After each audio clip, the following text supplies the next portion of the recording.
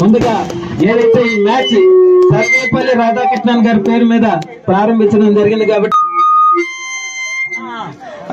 గుమ్మనేని మదన్ గారు ప్రతి ఒక్కరూ కూడా ఈ యొక్క చిత్రపటం దగ్గరికి వచ్చి పూలు వేసి ఆయనకి నివాళులు అర్పించిన తర్వాత కార్యక్రమం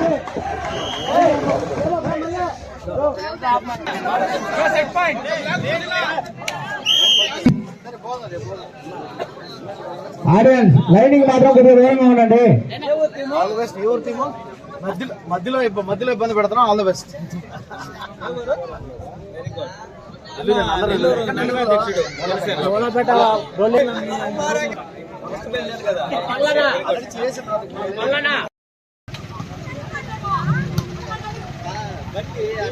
పాయింట్ అనంపాలెం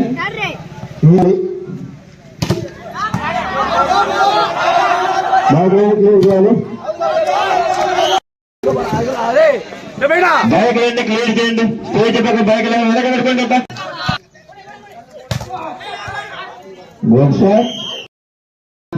చాలా పక్కన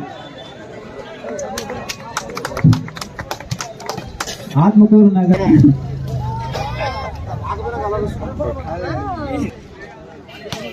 మనకంతా అన్న సురేష్ అన్న ఇద్దరు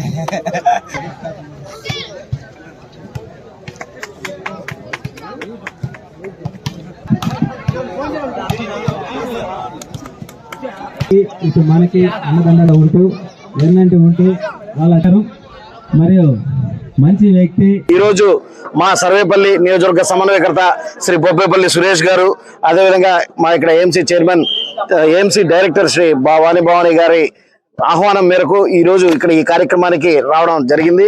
ఇక్కడ ఈ కార్యక్రమం వాలీబాల్స్ ఇక్కడ టోర్నమెంట్. ఈ టోర్నమెంట్ కూడా పవన్ కళ్యాణ్ గారు ఏ రోజైతే ప్రతి సభకి ఒక స్వతంత్ర సమర యోధుడు పేరు పెడతారో అదేవిధంగా ఇక్కడ ఈ టోర్నమెంట్ కి Shri Sarvepalli Radhakrishnan tournament volleyball tournament అని చెప్పి పేరు పెట్టడం నిజంగా సురేష్ గారు ఇక్కడ ఇన్ఛార్జ్ నిజంగా అభినందనీయం. అదేవిధంగా ఈ రోజు పోటాపోటీగా 5 రోజుల పాటు జరిగిన ఈ కార్యక్రమం ఈరోజు ఆఖరి రోజు. ఈరోజు ఫైనల్స్ ఇప్పుడే మొదలయ్యాయి, రసవత్తరంగా జరుగుతున్నాయి. కప్పు మీకా మాకా అనే ఒక సందిగ్ధంలో ఇక్కడ ఇరు టీమ్స్ కొట్టుకుంటున్నాయి. ఇటువంటి కార్యక్రమాలు ఇంకా యూత్ లోకి ముందరికి తీసుకొని వచ్చి ఇంకా జనసేన పార్టీ వైపు ఆకర్షితులయ్యేలా చేసి ఇంకా మీ సేవలు ఇంకా అందించాలని చెప్పి మనస్ఫూర్తిగా కోరుకుంటూ, యువత అంటే క్రికెట్ బెట్టింగ్లు కాదు, మోటార్ బైక్లు వేసుకుని తిరిగే వాళ్ళు కాదు, క్రీడా రంగంలో ఒక క్రమశిక్షణగా నడుచుకునే వాళ్ళు అనే దానికి ఇది ఒక ఉదాహరణ. అదేవిధంగా జనసేన పార్టీ కూటమి ప్రభుత్వం క్రీడా రంగాన్ని ప్రోత్సహిస్తుంది.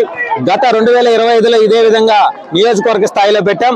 ఈ సంవత్సరం 2026లో జిల్లా స్థాయిలో పెట్టాం.